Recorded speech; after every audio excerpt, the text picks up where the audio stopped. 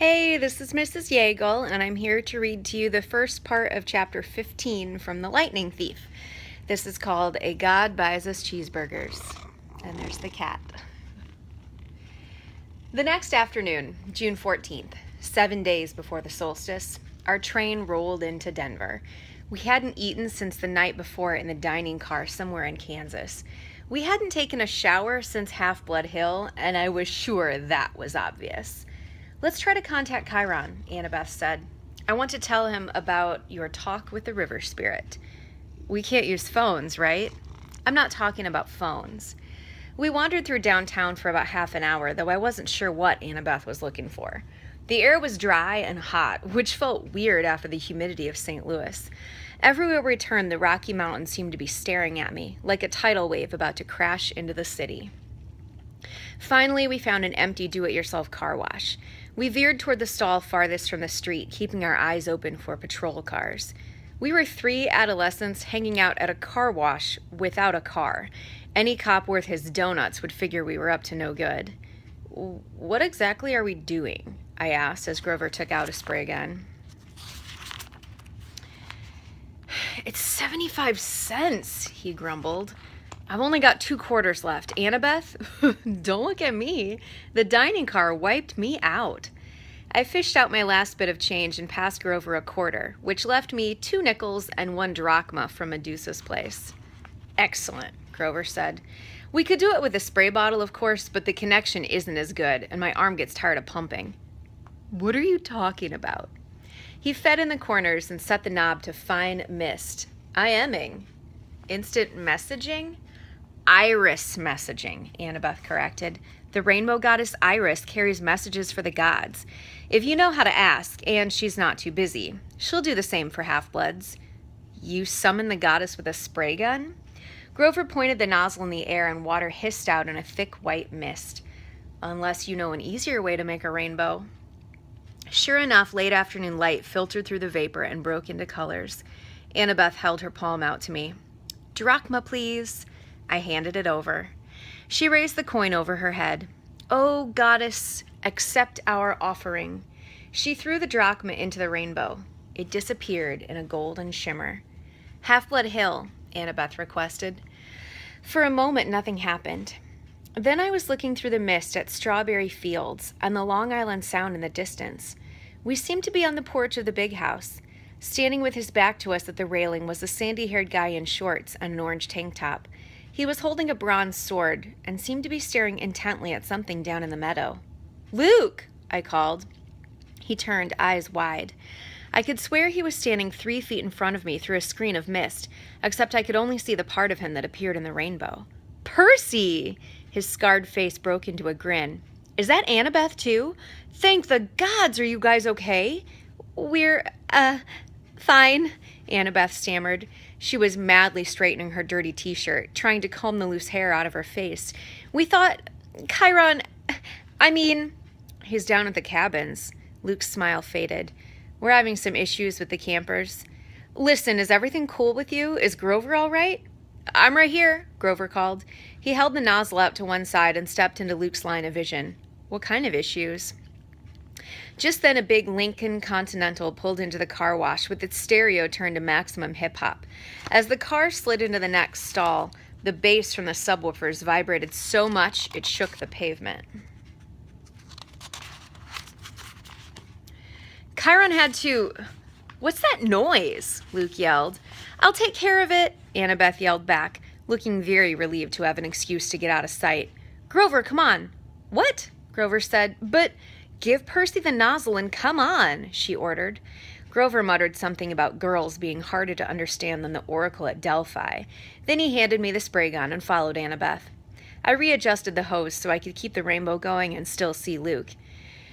Chiron had to break up a fight, Luke shouted to me over the music. Things are pretty intense here, Percy. Word leaked out about the Zeus-Poseidon standoff. We're still not sure how. Probably the same scumbag who summoned the Hellhound. Now the campers are starting to take sides. It's shaping up like the Trojan War all over again. Aphrodite, Ares, and Apollo are backing Poseidon, more or less. Athena's backing Zeus. I shuddered to think that Clarice's cabin would ever be on my dad's side for anything. In the next stall, I heard Annabeth and some guy arguing with each other. Then the music's volume decreased drastically. "So what's your status?" Luke asked me. "Chiron will be sorry he missed you." I told him pretty much everything, including my dreams.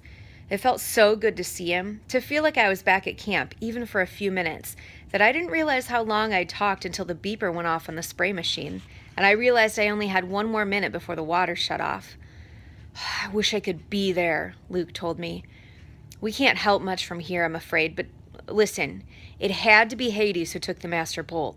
He was there at Olympus at the winter solstice. I was chaperoning field trip, and we saw him.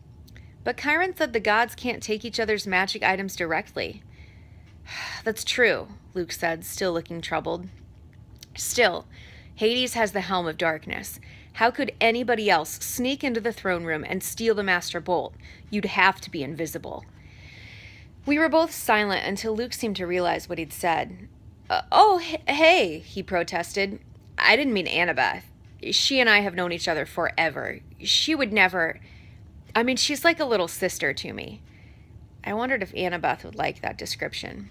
In the stall next to us, the music stopped completely. A man screamed in terror, car doors slammed, and the Lincoln peeled out of the car wash. "You'd better go see what that was," Luke said. "Listen, are you wearing the flying shoes? I'll feel better if I know they've done you some good." Yeah. I tried not to sound like a guilty liar. "Yeah, they've come in handy." "Really?" He grinned. "They fit and everything?" The water shut off. The mist started to evaporate.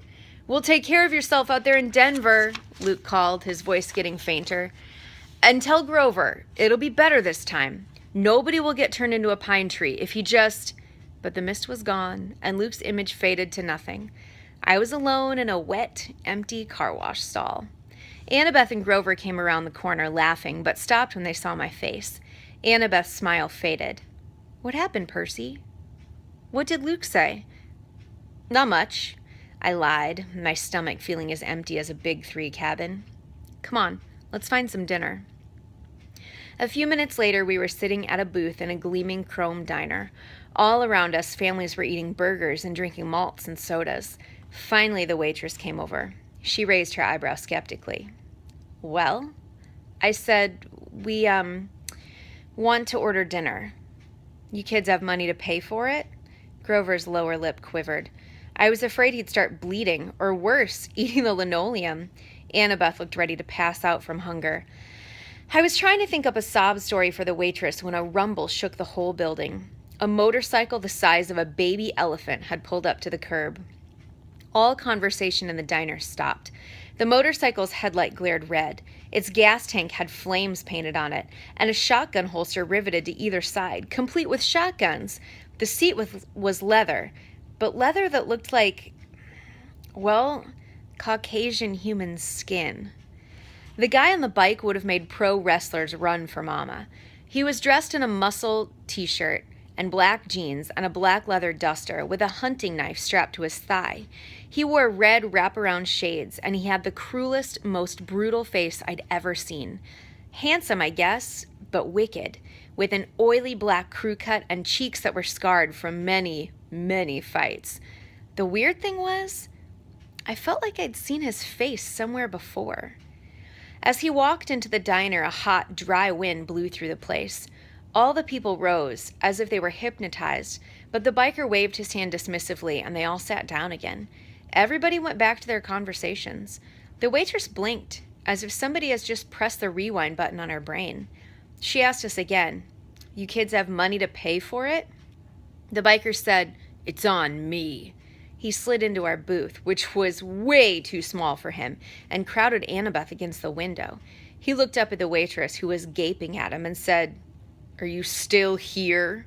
He pointed at her, and she stiffened. She turned as if she'd been spun around, then marched back toward the kitchen. The biker looked at me. I couldn't see his eyes behind the red shades, but bad feelings started boiling in my stomach. Anger, resentment, bitterness. I wanted to hit a wall. I wanted to pick a fight with somebody. Who did this guy think he was? He gave me a wicked grin. "So you're old Seaweed's kid, huh?"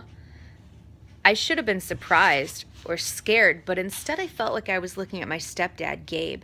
I wondered